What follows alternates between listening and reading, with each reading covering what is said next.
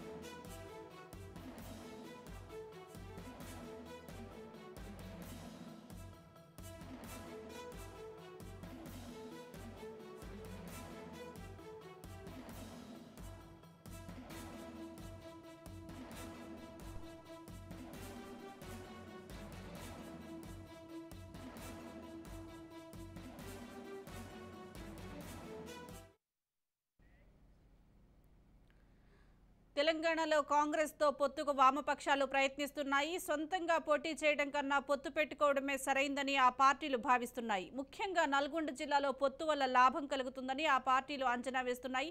అయితే కాంగ్రెస్ దీనికి ఎంతవరకు అంగీకరిస్తుందనేది ఇప్పుడు ఆసక్తికరంగా మారింది. దీనికి సంబంధించి మరిన్ని వివరాలు మా ప్రతినిధి హరిప్రసాద్ అందిస్తారు.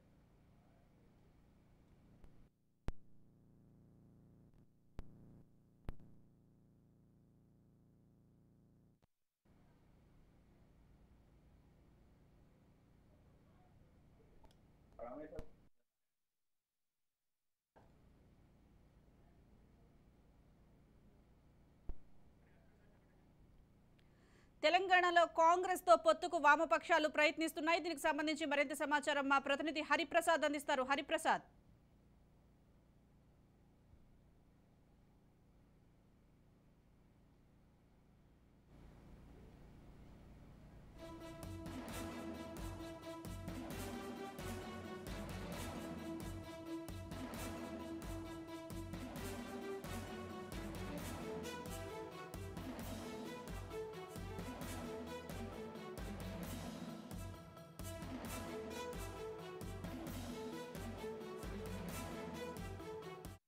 తెలంగాణలో కాంగ్రెస్తో పొత్తుకు వామపక్షాలు ప్రయత్నిస్తున్నాయి. సొంతంగా పోటీ చేయడం కన్నా పొత్తు పెట్టుకోవడమే సరైందని ఆ పార్టీలు భావిస్తున్నాయి. ముఖ్యంగా నల్గొండ జిల్లాలో పొత్తు వల్ల లాభం కలుగుతుందని ఆ పార్టీలు అంచనా వేస్తున్నాయి. అయితే కాంగ్రెస్ దీనికి ఎంతవరకు అంగీకరిస్తుందనేది ఇప్పుడు ఆసక్తికరంగా మారింది.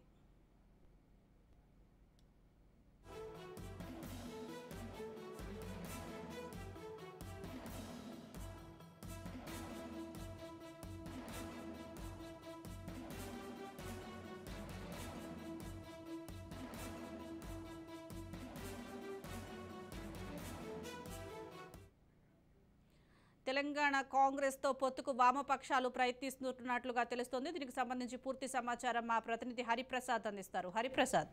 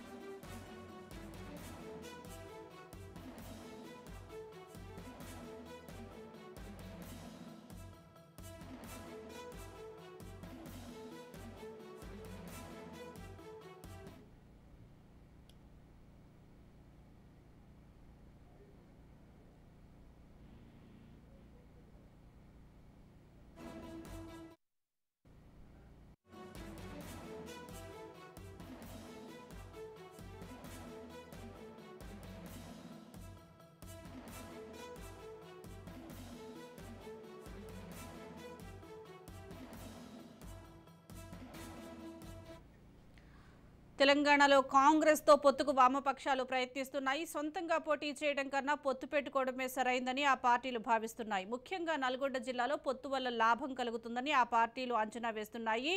అయితే కాంగ్రెస్ దీనికి ఎంతవరకు అంగీకరిస్తుందనేది ఇప్పుడు ఆసక్తికరంగా మారింది. దీనికి సంబంధించి మరిన్ని వివరాలు మా ప్రతినిధి హరిప్రసాద్ అందిస్తారు. హరిప్రసాద్, చెప్పండి, వామపక్షాలు కాంగ్రెస్తో పొత్తుకు సన్నిద్ధంగా ఉన్నట్లుగా తెలుస్తోంది. పూర్తి అప్డేట్స్ ఏంటి?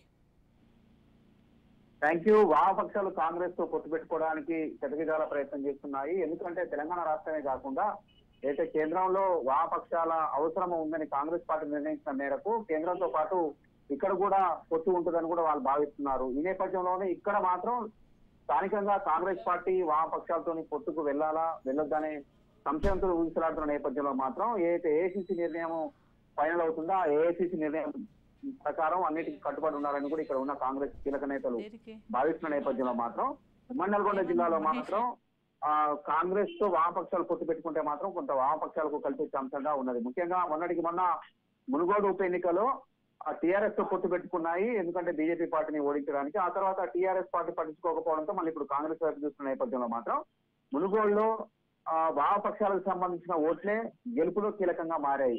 ఇది ఆల్రెడీ అందరికీ తెలుసు.